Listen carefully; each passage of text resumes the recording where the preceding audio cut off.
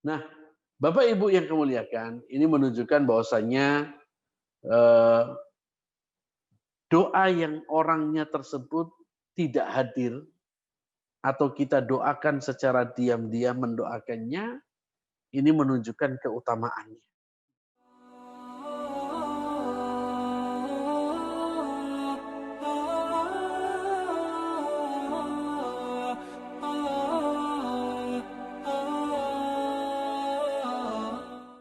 Assalamualaikum warahmatullahi wabarakatuh. Waalaikumsalam Waalaikumsalam warahmatullahi warahmatullahi wabarakatuh. wabarakatuh. Alhamdulillah, wassalatu wassalamu ala Rasulillah wa ala alihi wa ashabihi wa man sara ala nahjihi wastanna bisunnatihi ila yaumil qiyamah, amma ba'du. Bapak Ibu, para jamaah rahimani wa rahimakumullah, puji syukur senantiasa kita panjatkan kehadirat Allah Subhanahu wa taala. Begitu juga salawat dan salam kita aturkan kepada junjungan kita Nabi Muhammad sallallahu alaihi wasallam. Pada kesempatan malam hari ini kita akan melanjutkan kembali kajian amalan-amalan ringan yang berpahala besar. Amalan-amalan yang ringan yang berpahala sangat fantastis yang perlu untuk menambah bekal kita nanti menghadap Allah Subhanahu wa taala.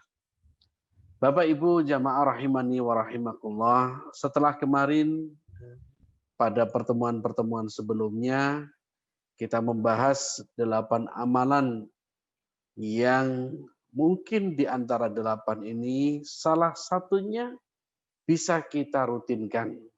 Salah satunya bisa kita laksanakan sehingga menjadi amalan-amalan yang spesial yang membuat kita nanti menjadi orang-orang yang dimasukkan ke dalam surganya Allah Subhanahu wa taala.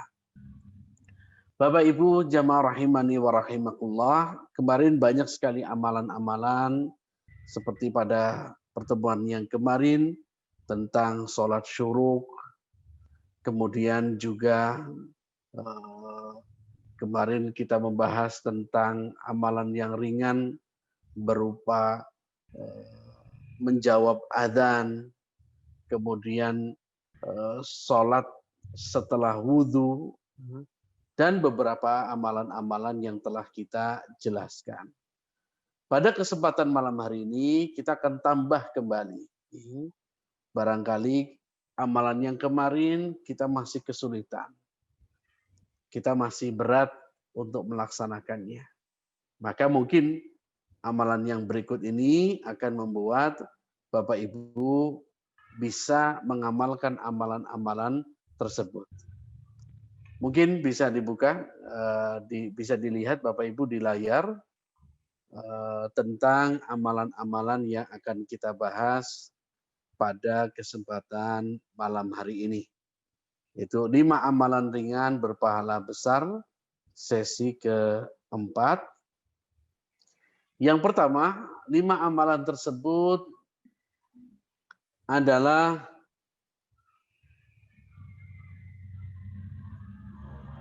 mendoakan orang lain. Ini amalan yang ringan Bapak Ibu. Amalan yang ringan, amalan yang tidak berat, yaitu mendoakan orang lain ketika orang yang kita doakan itu tidak berada di hadapan kita. Atau dalam istilah kita, dhahril ghaib. Dhahril ghaib. Artinya kita mendoakan orang tersebut sedangkan orangnya tidak ada di depan kita. Kita doakan orang tersebut saat kita sedang sholat tahajud. Kita doa atau kita mendoakan orang yang kita doakan tersebut di sela-sela ketika kita sedang sholat ketika sujud. Kita mendoakan ketika selesai melakukan salat. Nah, mendoakan orang lain yang orang tersebut tidak berada di depan kita, itu termasuk amalan yang sungguh luar biasa. Kenapa demikian Bapak Ibu yang muliakan? Karena Rasulullah Shallallahu Alaihi Wasallam beliau bersabda dalam hadis yang diriwayatkan oleh Imam Muslim dalam kitab sahihnya, Imam Muslim dalam kitab Sahih Muslim, bahwasanya dari sahabat Abu Darda, radhiyallahu anhu, bahwasanya Rasulullah Shallallahu Alaihi Wasallam bersabda, "Ma min abdin muslimin," tidaklah seorang hamba muslim, tidaklah seorang muslim yad'u li akhihi, yang dia berdoa untuk saudaranya, maksudnya saudaranya seiman, bi dhahril ghaib, ketika saudaranya tersebut tidak berada di hadapannya. Artinya dhahril ghaib itu ketika dia tidak nampak.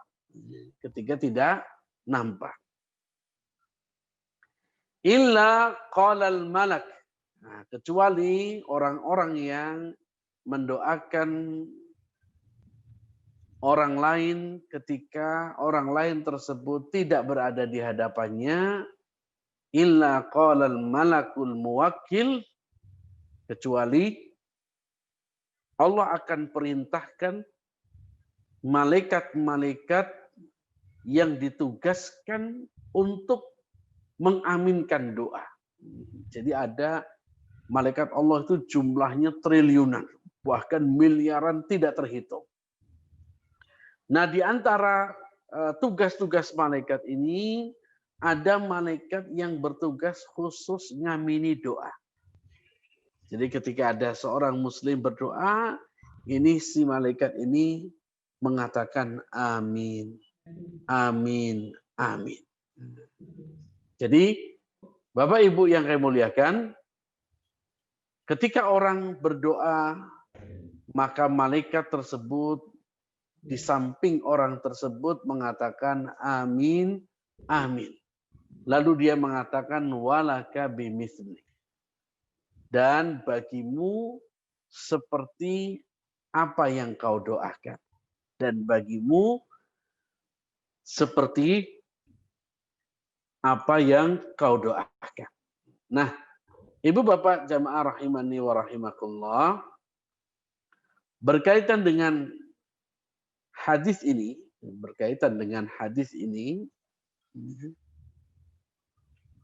tentang mendoakan seorang muslim dengan doa untuk kebaikannya. Dengan doa untuk kebaikannya. Dan orang yang didoakan tersebut tidak berada di hadapannya. Tidak berada di hadapannya.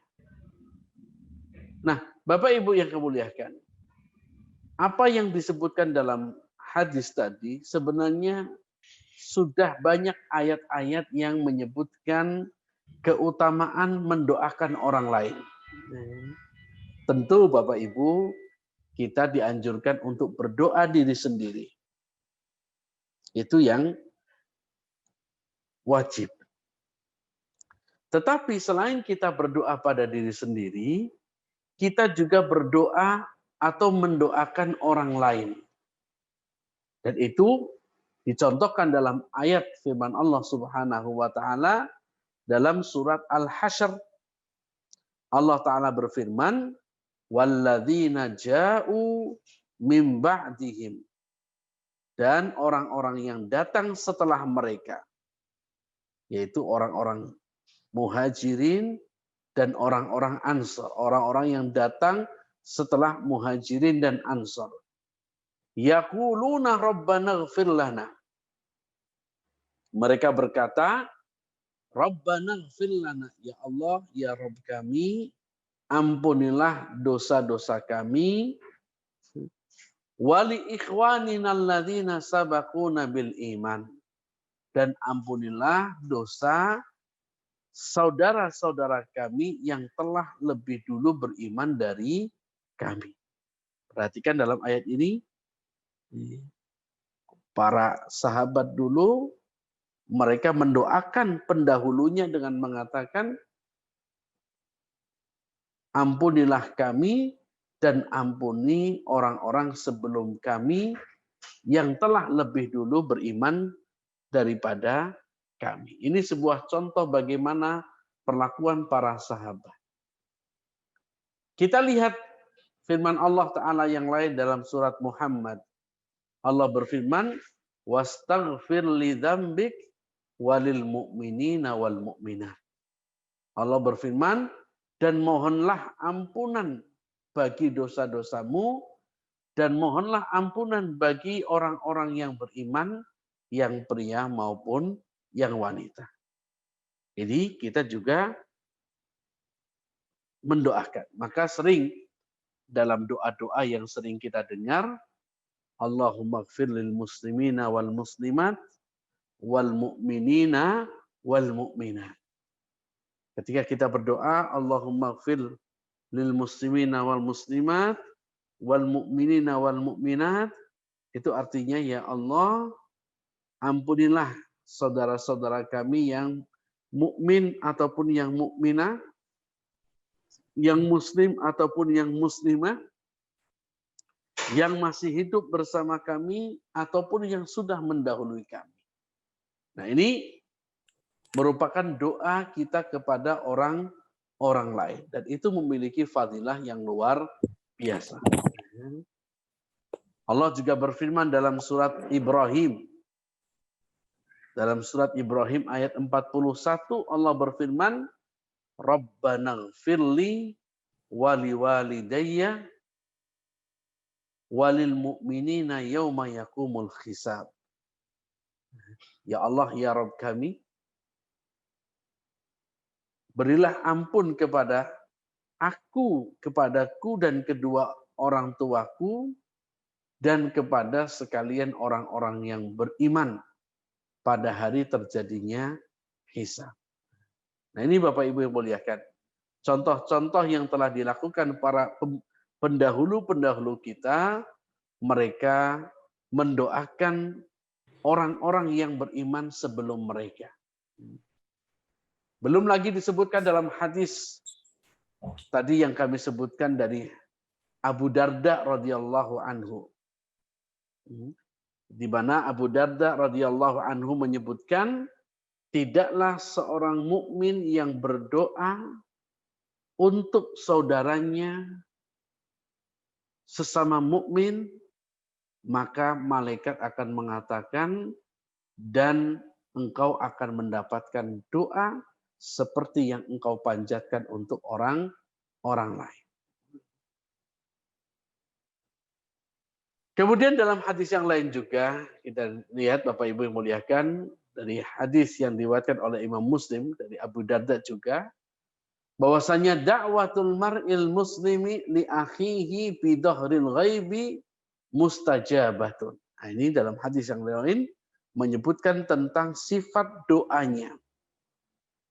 Doa seorang yang beriman, seorang muslim untuk saudaranya yang tidak hadir di hadapannya. Ini punya khusus, Bapak. Nanti akan kami jelaskan kenapa sebagian orang, ada orang misalkan dia datang ke panti asuhan, lalu dia nyumbang ke panti asuhan, lalu dia minta kepada ustadznya pengurus panti asuhan, tolong diterima dan saya didoakan. Terus doanya kan didoakan sekarang ya, biar saya dengar. Biar saya dengar. Artinya dia berdoa ketika orangnya tersebut ada di depannya. Nah, ini berbeda dengan orang yang mendoakan, sedangkan yang didoakan tidak berada di depannya. Nah, Rasulullah menyebutkan bahwasanya mendoakan orang lain yang tidak ada di depannya itu mustajabatun. Itu termasuk doa yang mustajab. Jadi Bapak Ibu kalau sedekah terus pergi, nanti mereka akan mendoakan di sela-sela waktu mereka mendoakan kita. Nah, itulah doa yang mustajab. Doa yang mustajab. Nah, Bapak Ibu yang kemuliakan, ini menunjukkan bahwasanya doa yang orangnya tersebut tidak hadir atau kita doakan secara diam-diam mendoakannya, ini menunjukkan keutamaannya. Sehingga berbeda mendoakan orang tapi orangnya ada di situ. Mendoakan orang-orangnya ada di situ. Dengan mendoakan tetapi orangnya tidak ada di situ. Maka ini berbeda. Kenapa berbeda? Karena ketika orang mendoakan dan orang yang didoakan ini tidak hadir, tidak ada di tempat, tidak ada di depan kita, maka keikhlasan yang kita lakukan ini lebih murni. Lebih murni. Jadi kita sengaja menyempatkan waktu di sela-sela sepertiga malam pertama, sepertiga malam terakhir, lalu kita sengaja untuk mendoakan seseorang. Itu kalau tidak ikhlas tidak mungkin. Sulit. Dia melakukan seperti itu karena keikhlasan kepada Allah. Nah, karena keikhlasan tersebut itulah maka salah satu fadilahnya adalah doa seperti itu adalah doa yang mustajab. Doa yang mustajab ketika orangnya tersebut tidak berada di depan kita.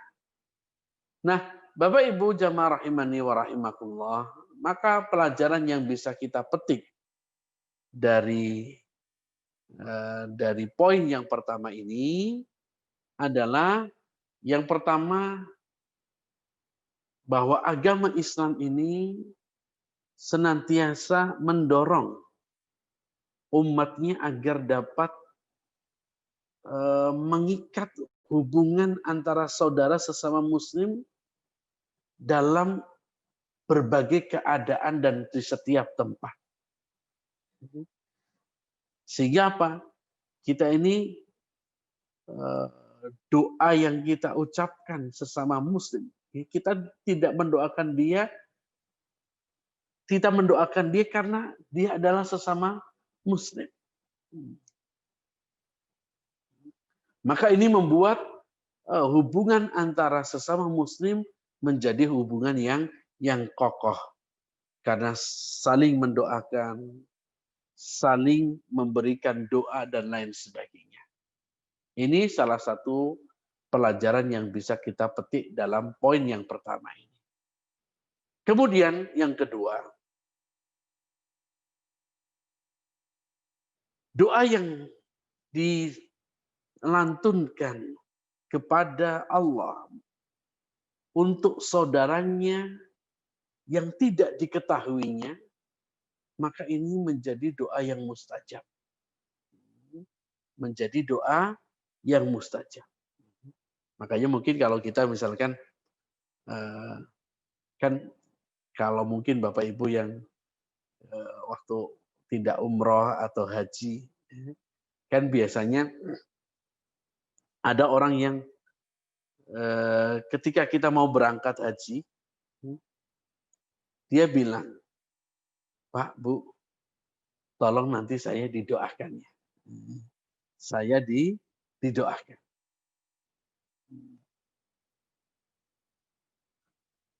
Nanti kita mendoakannya ketika di Mekah atau ketika di Raudhah di Madinah. atau ketika di Arafah, ataukah ketika kita di Multazam, atau ketika di Muzdalifah, atau ketika lempar jumroh, kita doakan dia. Kita mendoakan orang tersebut yang minta doa. Nah ini kalau tidak ikhlas, tidak mungkin. Kalau tidak ikhlas, tidak mungkin. Sehingga ketika kita mendoakan orang tersebut dan orang orang itu tidak mengetahui, maka itu akan menjadi doa yang mustajab. Dan bukan cuma itu saja, orang yang berdoa tersebut, itu pun oleh malaikat didoakan sama. Semoga engkau pun mendapatkan seperti yang kau minta untuk sahabatmu. Jadi kita doakan sahabat kita, lalu kemudian para malaikat mendoakan mendoakan kita. Jadi keuntungannya bukan hanya untuk sahabat kita, tapi juga itu untuk diri kita. Yang ketiga, bahwasanya ada malaikat-malaikat Allah Subhanahu wa taala yang bertugas mengaminkan doa. Jadi Allah Subhanahu wa taala menciptakan setiap hari itu menciptakan malaikat. Jumlahnya tidak terbilang. Banyaknya. Dan malaikat itu tugasnya bermacam-macam. Ada yang tugasnya cuma bertasbih, subhanallah, subhanallah. Itu saja. Ada juga malaikat yang tugasnya adalah dengan mengaminkan doa. Setiap ada doa, dia aminkan. Tapi dengan catatan ini doa kebaikan. Kenapa? Karena malaikat tidak akan mengamini doa selain dalam doa kebaikan. Kalau doa kejelekan, malaikat tidak akan mengamininya. Nah ini Bapak Ibu yang muliakan, beberapa hal di antara keutamaan kita mendoakan orang lain. Jadi jangan pelit-pelit, usahakan kita doakan orang lain. Kenapa? Karena kita pun akan didoakan oleh malaikat. Seperti yang kita doakan untuk para sahabat kita. Para sahabat kita. Hanya saja Bapak Ibu yang kami muliakan, ini sedikit tentang masalah minta doa. Sedikit tentang masalah minta doa. Ada sebuah perkataan Bapak Ibu yang muliakan. Ada sebuah perkataan dari Fadilatul Syekh Muhammad bin Shalih Al-Utsaimin rahimahullahu taala. Apa hukum orang yang datang ke temannya lalu mengatakan, tolong doakan saya. Tolong doakan saya. Nah, kalau kita lihat Bapak Ibu, ada hadis yang secara umum, di mana Rasulullah SAW melarang kita untuk meminta kepada orang lain syai'an, apapun bentuknya. Syai'an apapun bentuknya. Sehingga aslinya Bapak Ibu yang muliakan, kita ini sebaiknya berdoa langsung kepada Allah. Sebaiknya kita berdoa langsung kepada Allah Subhanahu wa taala. Maka ketika ada sahabat Nabi yang mendengarkan sabda Rasulullah SAW mengatakan, janganlah kamu meminta bantuan orang lain sedikit pun. Maka sahabat ini ketika tongkatnya jatuh dari ontanya, dia tidak mau untuk minta bantuan kepada orang lain. Kenapa? Karena dia ingin melaksanakan hadis Rasulullah SAW, untuk tidak sebisa mungkin tidak merepotkan, tidak meminta bantuan kepada orang lain. Hanya saja Bapak Ibu yang saya muliakan, tidak selamanya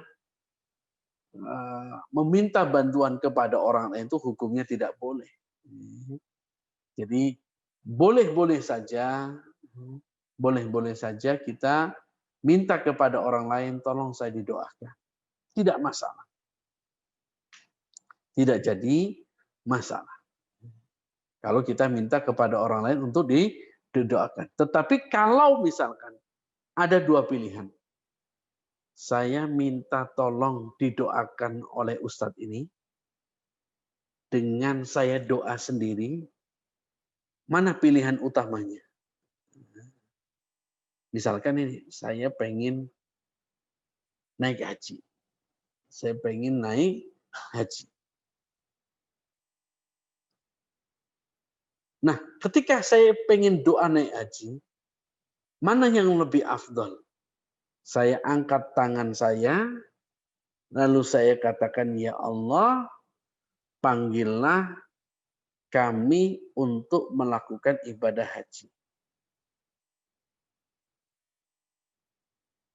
Atau saya datang kepada para jamaah haji yang akan berangkat haji, lalu saya katakan, tolong doakan saya ketika engkau haji. Nah, dalam permasalahan ini Bapak Ibu ada satu pernyataan yang sangat-sangat baik dan bijaksana, yaitu perkataan Syekhul Islam Ibnu Taimiyah rahimahullah ta'ala. Beliau mengatakan tentang masalah meminta didoakan. Beliau mengatakan, apabila engkau meminta sesuatu kepada saudaramu untuk mendoakan dirimu,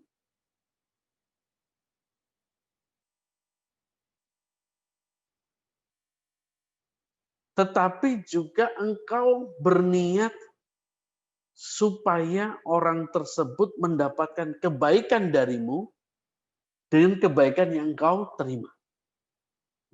Jadi misalkan ada orang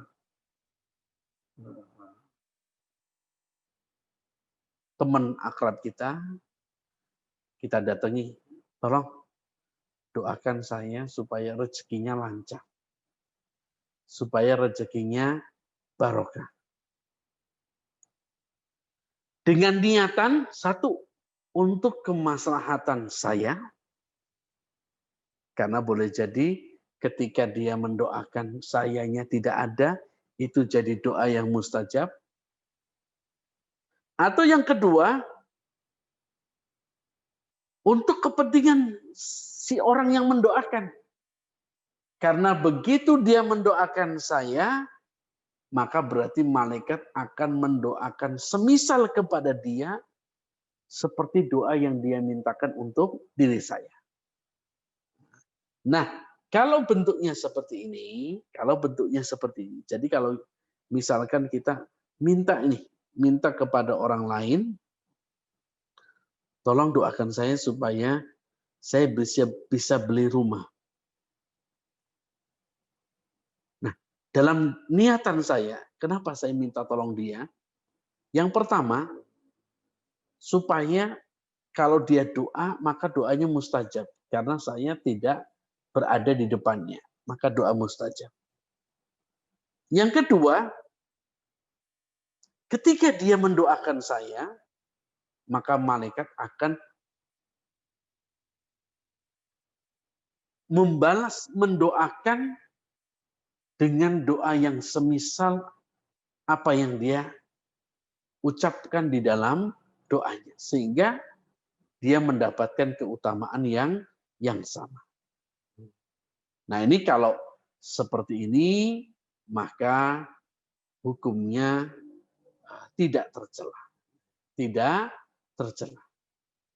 Tapi kata beliau, tapi kalau kita minta doa dengan niatan hanya untuk kepentingan kita saja, itu yang tercela. Jadi sekali lagi, Bapak Ibu perlu di eh, garis bawahi kembali bahwa sejatinya meminta orang lain untuk mendoakan kita itu sah-sah saja, tidak jadi masalah. Tetapi alangkah baiknya disertakan dengan niat untuk kebaikan saya dan untuk kebaikan orang yang mendoakan saya. Jadi ini poin yang pertama, Bapak Ibu yang dimuliakan, berkaitan dengan amalan yang ringan, tetapi pahalanya besar. Jadi Bapak Ibu jangan lupa ketika berdoa, selalu ucapkan Allahumma gfir lil muslimina wal muslimat wal mu'minina wal mu'minat al ahya'i minhum wal amwat. Innaka sami'un qaribun mujibud da'wah.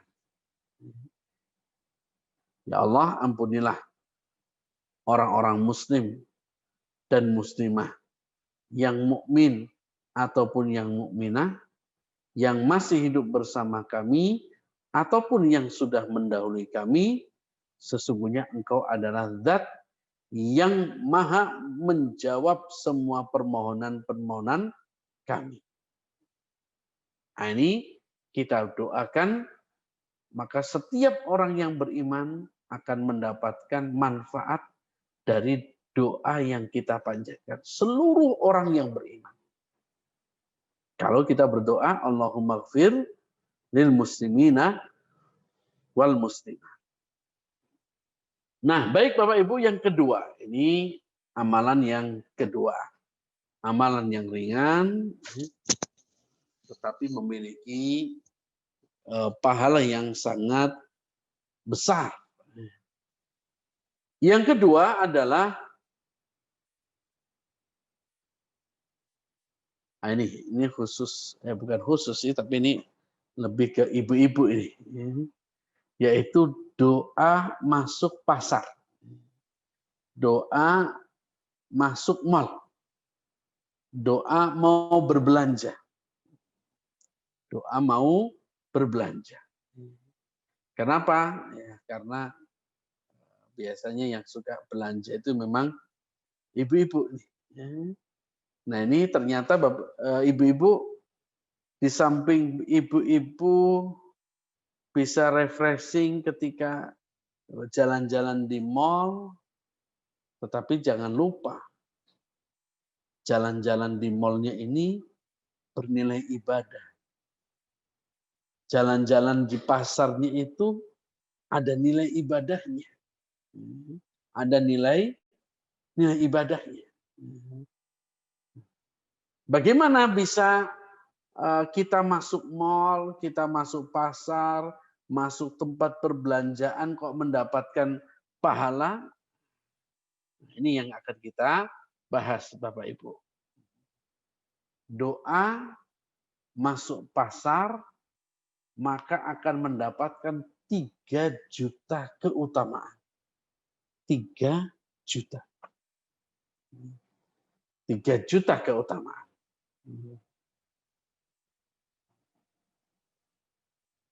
Apa doanya? Kita lihat doa masuk ke dalam pasar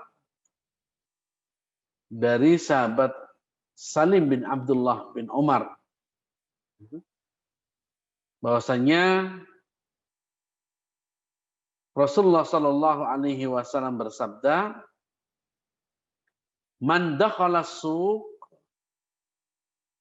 barang siapa yang masuk pasar, ya barang siapa yang masuk pasar, ya pasar termasuk mall, termasuk pertokoan, ini termasuk.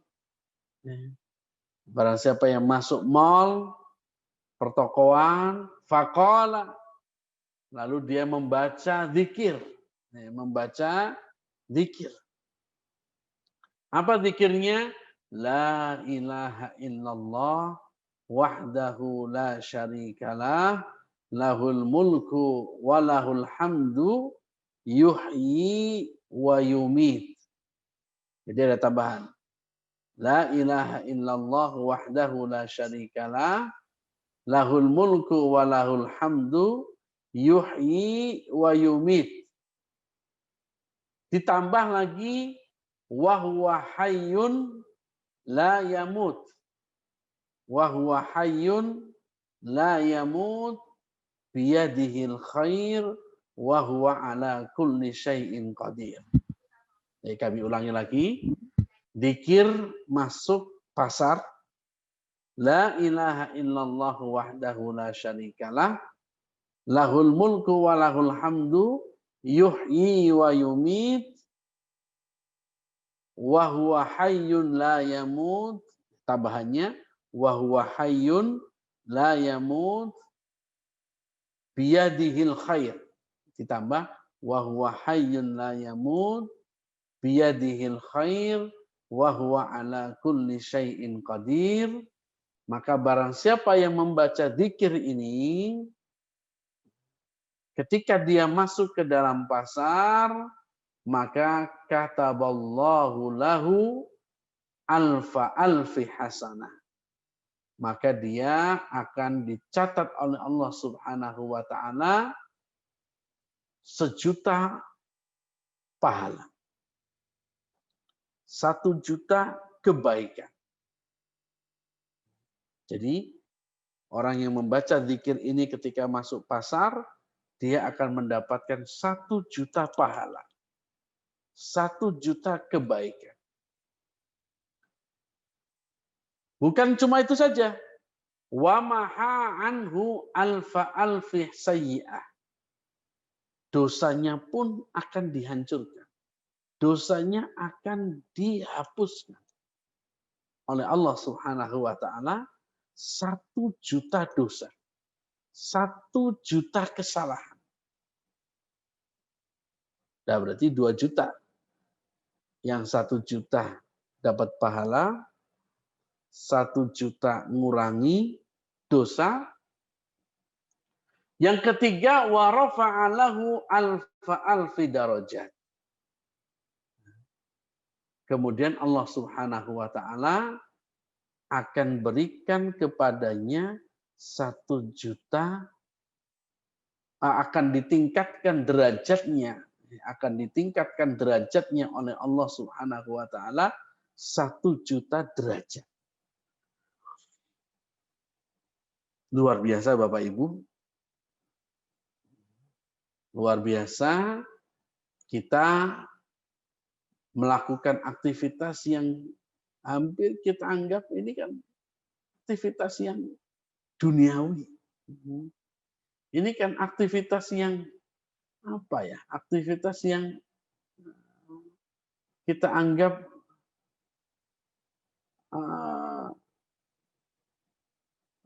yang mungkin kita sedang asik-asik cuci mata, kita sedang asik-asik kenapa kok pahalanya sangat besar sekali. Nah, di sini rahasianya. Bapak Ibu, kenapa doa atau zikir masuk ke dalam pasar itu memiliki keutamaan yang luar biasa? Kenapa sampai dapat 1.000.000 pahala, dosanya dikurangi 1.000.000 dosa, dan derajatnya diangkat derajat 1.000.000 derajat? Kenapa kok sampai sebesar itu pahalanya? Ada apa rahasianya? Ada apa rahasianya?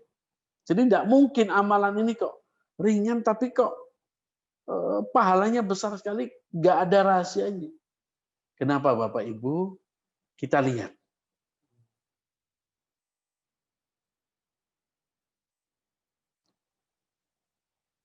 Karena zikir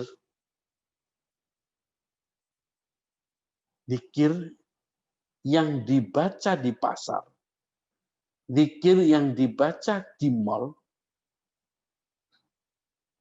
zikir yang dibaca di tempat yang umumnya orang lupa kepada Allah, yang umumnya orang jauh dari ibadah, maka ketika seorang berzikir kepada Allah dalam kondisi orang-orang sedang lupa kepada Allah, lalu dia berzikir malah mengingat Allah, itu istimewa. Itu sangat istimewa.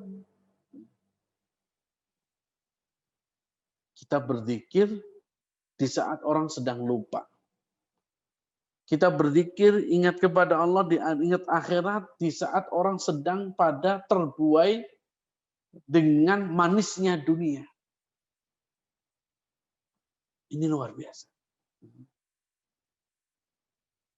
Maka kalau Bapak Ibu berzikir di masjid itu lumrah.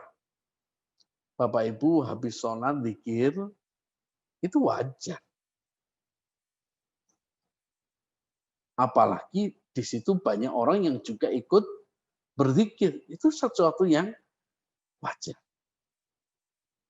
Tapi kalau Bapak Ibu sekalian berzikir di tempat yang umumnya orang lupa kepada Allah, ini adalah amalan yang istimewa. Bapak Ibu berzikir di tempat, di waktu yang rata-rata orang lupa kepada Allah. Makanya kalau ke mall, sudah nggak dengar azan, hanya dengarnya musik-musik, belum lagi godaan-godaan macam-macam dan lain sebagainya. Orang jarang ingat kepada Allah ketika di mall. Nah, karena sulitnya ibadah seperti ini, maka tentunya pahalanya juga sangat besar. Pahalanya juga sangat besar.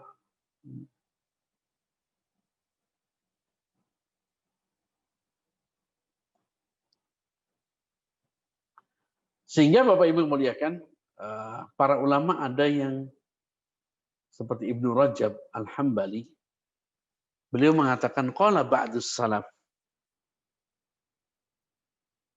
Sebagian ulama terdahulu, ulama salaf mengatakan,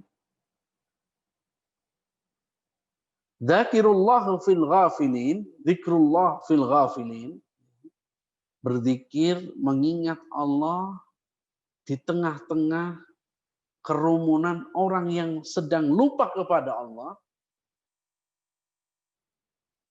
Kamathalil ladzi yuhmal fi'ah al-munhazimah, maka itu bagaikan seperti orang yang melindungi sekelompok orang yang lemah.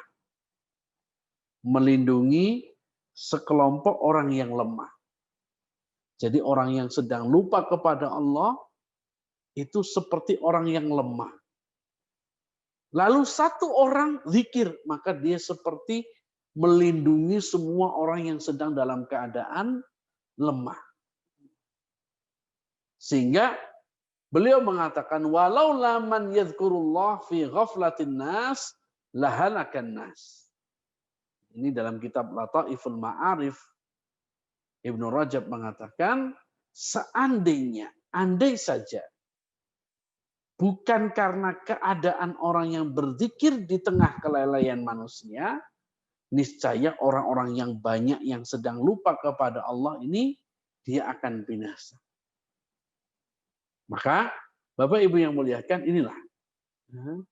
inilah kenapa berzikir ketika masuk pasar memiliki keutamaan yang luar biasa.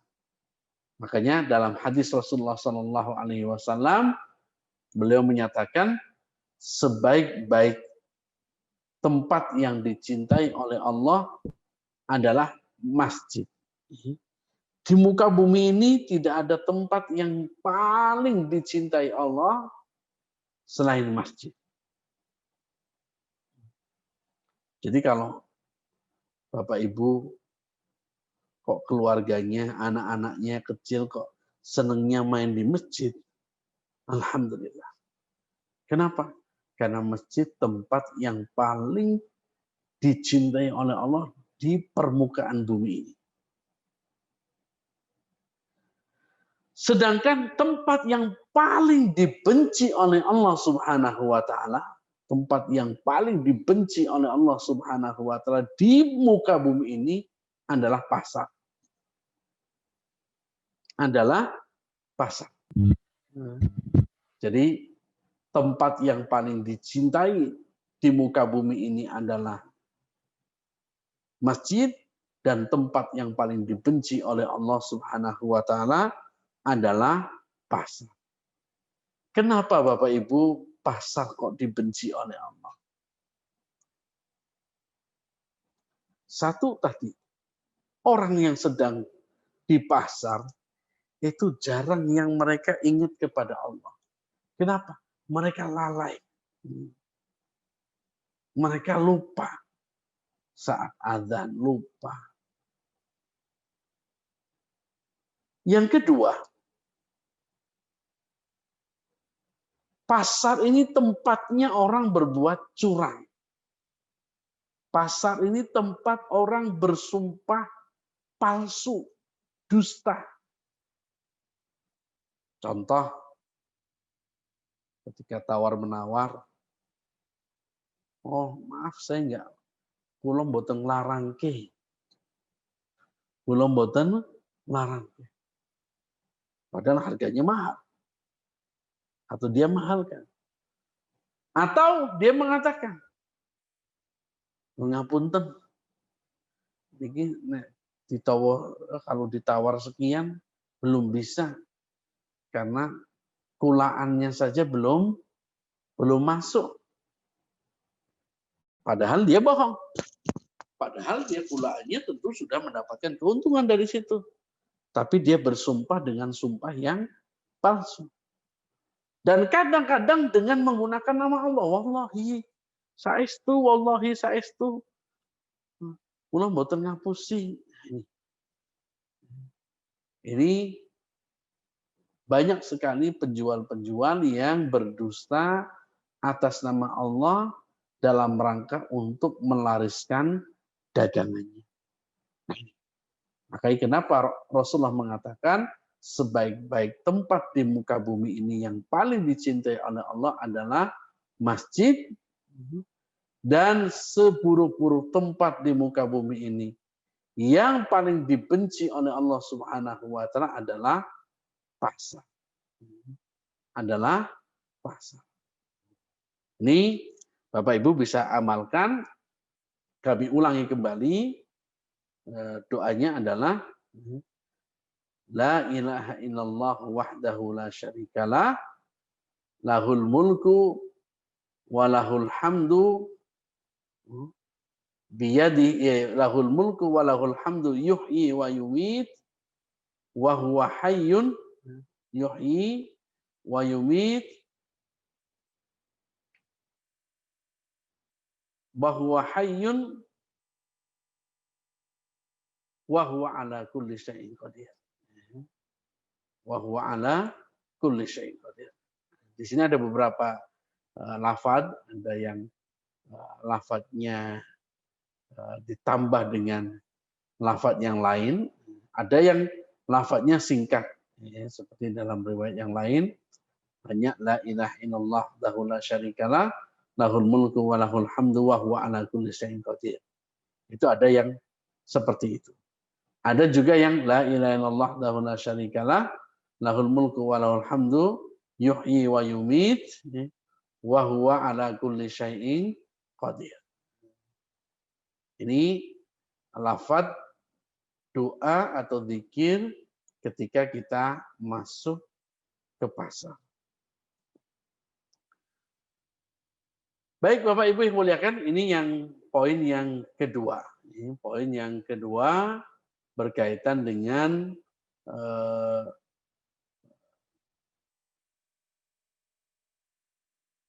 amalan yang mudah tetapi memiliki pahala yang luar biasa. Nah, Bapak Ibu yang muliakan, berikutnya yang ketiga adalah memberikan kelonggaran bagi orang yang berhutang. Ini khususnya orang-orang yang diberi oleh Allah Subhanahu wa taala kelonggaran harta, kemudian ada orang yang berhutang, lalu kemudian dia memberikan kelonggaran. Memberikan kelonggaran ini bisa bermacam-macam. Satu, bisa memberi kelonggaran waktu, tenggang waktu. Misalkan jatuh temponya hari ini. Tapi karena dia belum punya, lalu dia ngasih tempo lagi. Atau dia memberikan kelonggaran dengan nilainya. Misalkan nilainya 1 juta, tapi dia suruh bayar 500 saja. Itu kelonggaran. Atau memberi kelonggaran yang lebih ini lagi, yaitu apa? Yaitu diputihkan. Yaitu diikhlaskan piutangnya. Nah, ini apa keutamaan bagi orang yang memberikan kelonggaran orang lain yang memiliki hutang? Nah, dalam hadis dari Sulaiman bin Buraidah dari ayahnya bahwa Rasulullah Shallallahu Alaihi Wasallam bersabda, "Man anzara mu'siran falahu bikulli yaumin sadaqah." Barang siapa yang memberi tenggang waktu kepada orang yang dalam keadaan kesulitan, maka setiap hari itu nilainya adalah sedekah. Maka setiap hari sampai dia nyaur, kok belum nyaur-nyaur, maka setiap hari dia mendapatkan nilai seperti orang yang bersedekah. Fa'idha halad dain, jika utangnya belum bisa dilunasi lagi, fa'angdarahu, lalu kemudian dia memberikan tenggang waktu, tempo, maka setiap harinya dinilai bersedekah dengan 2 kali lipat piutangnya. Ini hadis ini diriwayatkan oleh Imam Ahmad dari Abu Ya'la, Ibnu Majah, Al-Hakim, Al-Baihaqi, dan Syekh Nasiruddin Al-Albani rahimahullah mengatakan hadisnya ini adalah sahih. Hadis ini adalah sahih dalam kitab beliau Silsilah Al-Hadis As-Sahihah. Nah, Bapak Ibu yang kami muliakan, perlu kita bahas poin yang satu ini. Ini penting sekali. Penting sekali poin yang satu ini. Bapak Ibu, suatu ketika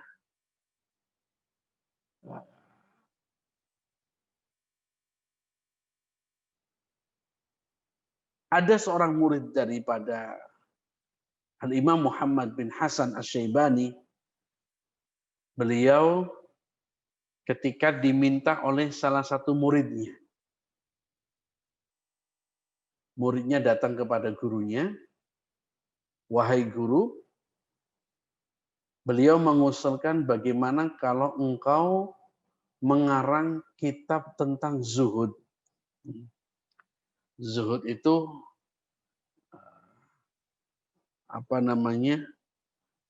tidak mementingkan yang tidak ada hubungannya dengan akhirat. Pokoknya kalau nggak ada hubungan dengan akhirat, dia nggak mementingkan. Nah, beliau seorang guru ini, saya Muhammad bin Hasan Asy-Syaibani, beliau mengatakan, "Loh, bukankah aku telah menulis kitab tentang jual beli? Aku telah menulis kitab tentang jual beli. Coba bayangkan Bapak Ibu, pertanyaannya, kenapa engkau tidak menulis kitab tentang zuhud? Tapi beliau mengatakan justru, bukankah aku sudah nulis tentang jual beli? Apa hubungannya? Hubungannya begini, orang menganggap, berasumsi, yang disebut dengan zuhud itu orang yang pakaiannya tidak pernah disetrika, sendalnya jepitan, mana-mana sarungan, kemana-mana kumal. Itu dianggap bahwa orang yang jauh dengan dunia itu adalah zuhud. Nah, beliau ingin mengatakan bahwasanya zuhud itu bukan hanya seperti itu.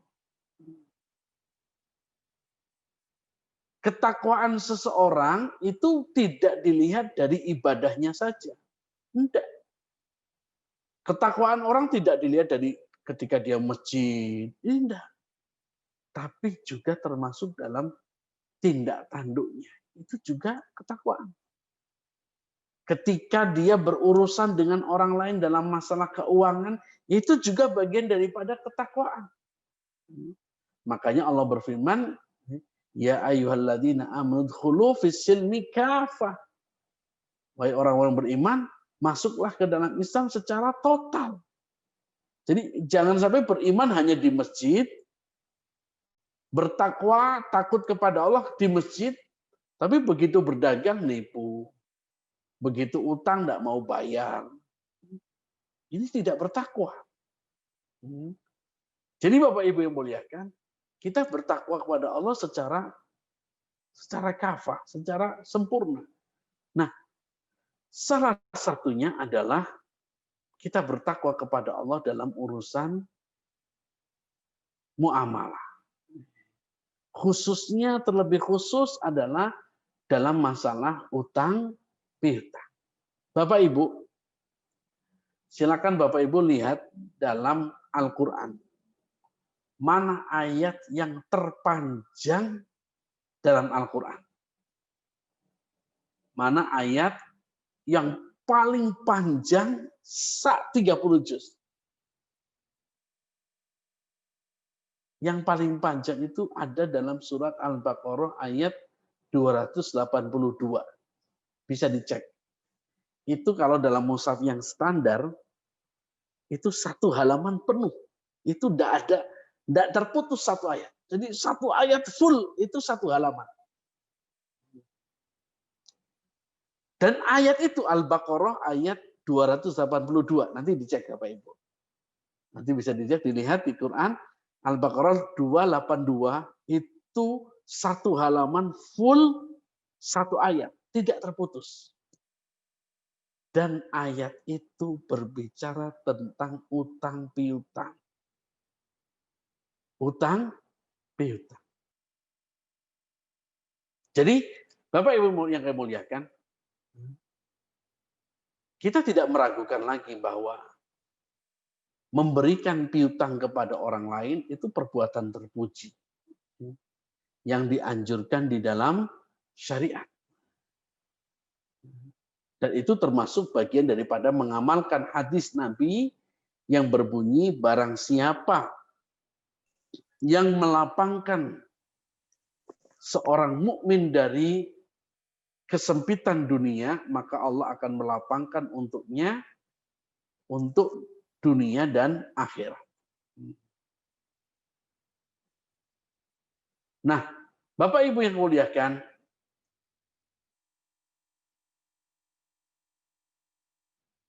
ada sebuah hadis tentang dari Ibnu Majah, beliau meriwayatkan bahwasanya Rasulullah SAW berkata kepada Jibril ketika beliau mengatakan, kenapa utang lebih utama daripada bersedekah? Jadi kalau Bapak Ibu ini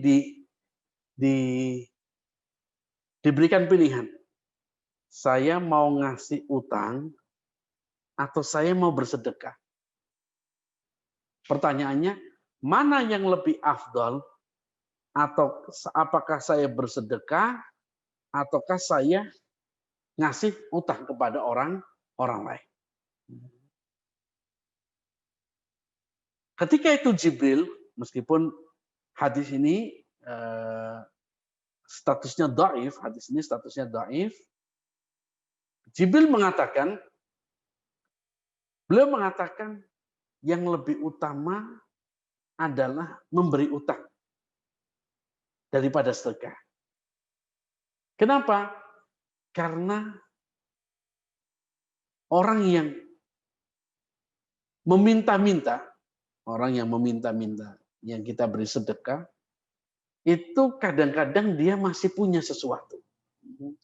Dia masih punya sesuatu, tapi kita ingin bersedekah kepadanya. Jadi dia nggak minta pun kita beri. Kita pengen sedekah kepada dia. Tapi kalau orang yang berutang, itu dia tidak berutang kecuali karena suatu kebutuhan. Karena sesuatu yang kebutuhan.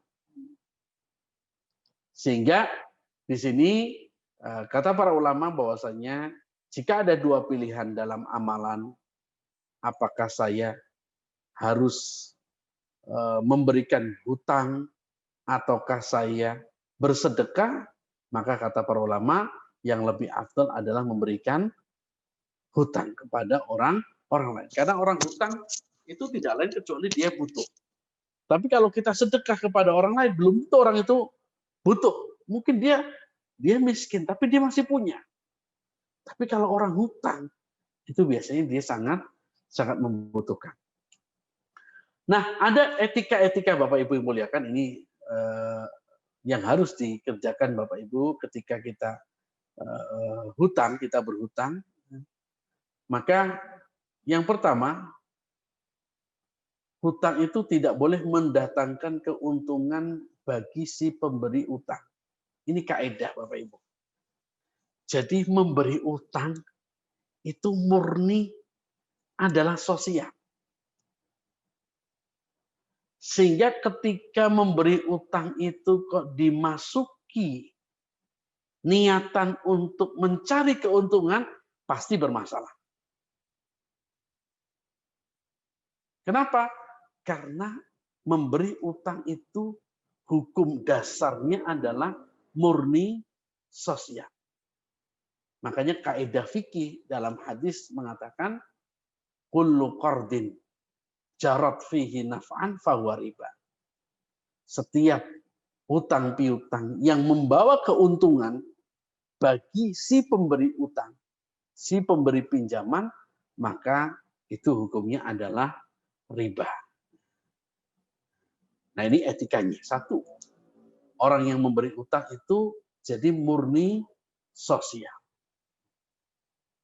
Yang kedua, kebaikan seharusnya dibalas dengan kebaikan.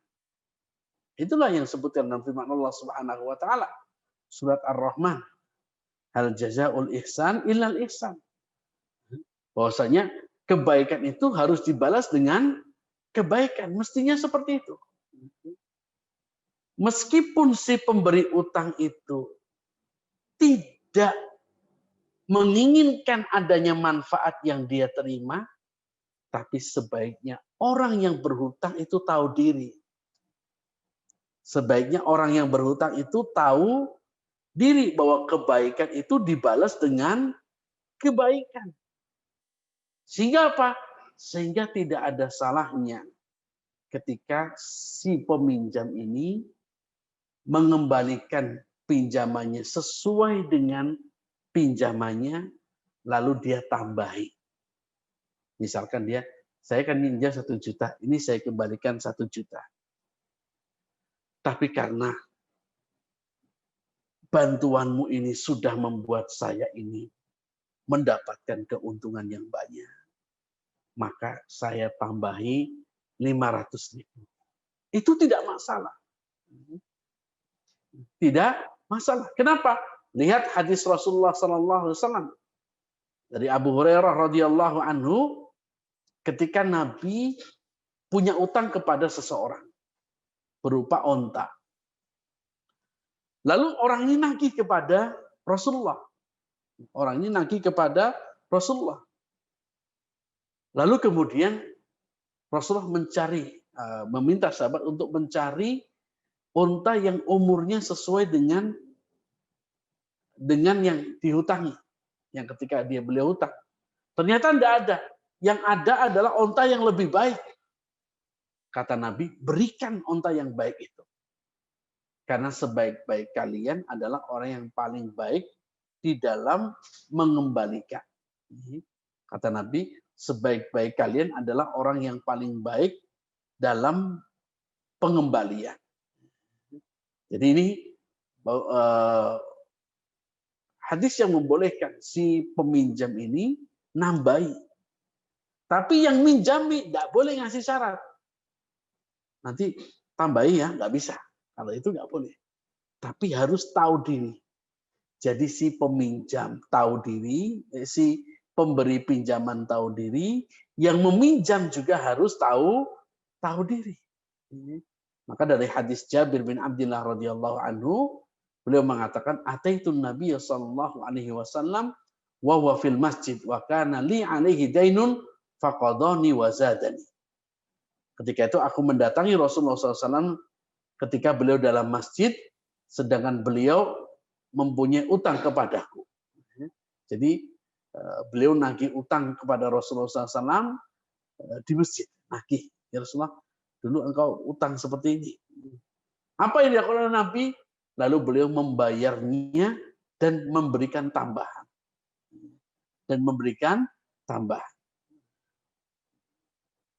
Nah, Bapak Ibu yang modern, yang ketiga, akhlak etika dalam utang piutang. Yaitu berhutang harus dengan niat baik. Berhutang dalam rangka untuk untuk kebaikan. Bukan untuk kezaliman. Berhutang untuk nutupi utang, itu tidak baik. Berutang hanya sekedar untuk senang-senang. Atau berutang dalam rangka untuk meminta, itu juga nggak boleh. Makanya Rasulullah SAW dalam hadis Abu Hurairah radhiyallahu anhu, beliau mengatakan, "Man akhadha amwalan nas." Barang siapa yang mengambil harta manusia, yuridu ada'aha, yang dia inginkan adalah dia ingin mengembalikannya. Dia ingin mengambil, meminjam, lalu dia ingin berniat untuk mengembalikannya. Adallahu anhu. Maka Allah akan mudahkan dia untuk mengembalikan. Ini syaratnya. Kalau utang, niatlah untuk mengembalikan. Waman akhadha yuridu itlafaha. Siapa yang utang, tetapi dalam rangka untuk tidak mau nyaur, tidak mau bayar, atlafahullah. Maka Allah akan membinasakannya. Allah akan membinasakannya. Yang keempat, hutang tidak boleh disertai dengan jual beli. Kenapa? Nanti kalau hutang disertai dengan jual beli, nanti yang ada adalah riba. Misalkan saya hutang piutang, terus habis pas hutang kita ada jual beli, sehingga karena saya punya utang, akhirnya saya membeli barang yang harusnya harganya murah, ini karena saya punya utang jadinya harganya mahal. Ini hati-hati dengan seperti ini. Kemudian etika dalam hutang piutang adalah wajib membayar utang. Kenapa? Utang itu adalah amanah. Utang itu adalah amanah. Maka Rasulullah SAW tidak akan menyolati orang yang meninggal sedangkan dia memiliki utang. Memiliki utang. Dan apalagi sabda Rasulullah SAW, beliau mengatakan matlul ghani dzulmun. Orang yang menunda-nunda pembayaran utang itu adalah sebuah kezaliman. Nah, Bapak Ibu yang muliakan, etika berikutnya yang keenam adalah jika terjadi keterlambatan atau kesulitan keuangan, hendaklah orang yang memberi hutang itu, orang yang berhutang itu memberitahu. Ini yang jarang. Malah akhirnya HP-nya dimatikan. Ini enggak, justru harusnya kalau dia pas tidak bisa, dia telepon, mohon maaf saya belum bisa. Meskipun nanti dia janji lagi, tidak bisa juga, ya sampaikan lagi, saya mohon maaf belum bisa. Kemudian yang ketujuh, berusaha mencari solusi sebelum berutang. Karena apa? Usahakan utang itu adalah solusi yang terakhir. Solusi yang terakhir. Kemudian Bapak Ibu yang kami muliakan,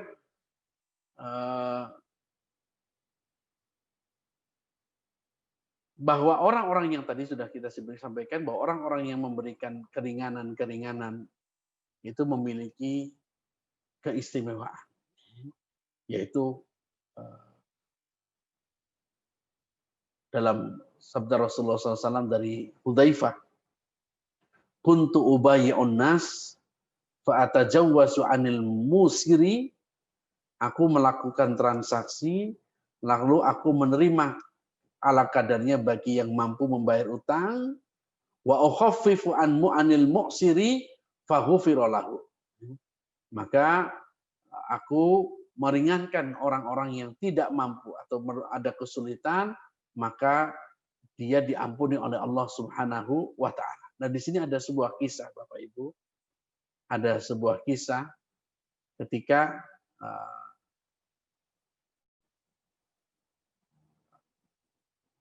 ada seorang namanya Qais bin Sa'ad. Qais bin Sa'ad ini, beliau ini sakit. Kemudian ada saudara-saudara itu nggak ada yang jenguk, nggak ada yang jenguk. Kemudian dia nanya, ini kemana kok? Saya kok sakit nggak ada yang jenguk. Kemudian dia mengatakan mereka malu untuk menjengukmu karena mereka punya utang kepadamu. Apa yang dilakukan oleh Qais? Dia mengatakan celaka harta ini. Celaka harta dapat menghalangi persaudaraan. Celaka harta yang membuat kemudian tidak mau menjenguk orang sakit. Kemudian dia perintahkan kepada bawahnya, tolong sampaikan kepada semua orang yang berhutang kepadaku, maka hari ini aku umumkan mereka lunas semua. Maka setelah diumumkan seperti itu, maka sore harinya banyak orang yang mendatangi beliau sampai rumah beliau ini runtuh karena saking banyaknya orang yang menjenguk beliau. Nah, ini Bapak Ibu yang muliakan, kalau kita lihat orang-orang contoh para sahabat dulu, mereka luar biasa dalam melakukan muamalah seperti ini. Mereka dalam berislam sangatlah kafah. Nah, ini Bapak Ibu yang muliakan, ada 3 poin yang kita bahas pada malam hari ini. Yang pertama adalah tadi mendoakan orang ketika orang tersebut tidak di hadapan kita, kemudian doa masuk pasar, dan ketiga adalah memberi kelonggaran bagi orang yang kesulitan dalam membayar hutang. Maka ini pahalanya akan sangat banyak sekali. Semoga Allah Subhanahu wa taala memudahkan kita untuk melakukan amal-amal soleh yang lainnya. Demikian Bapak Ibu yang kami muliakan kajian kita pada malam hari ini. Wassallallahu ala nabiyina Muhammadin wa ala alihi wa sahbihi wasallam wa akhiru da'wana alhamdulillahi rabbil alamin.